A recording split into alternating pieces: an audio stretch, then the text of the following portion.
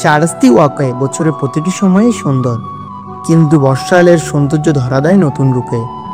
চারপাশে পানি থই থই, সবুজে মোড়ানো প্রাকৃতিক দৃশ্য। আপনি আপনার পরিবার কিংবা বন্ধু বান্ধব সহ একটি মনোরম বিকাল কাটাতে চাইলে ওয়াকওয়ে হতে পারে আপনার জন্য বেস্ট চয়েস।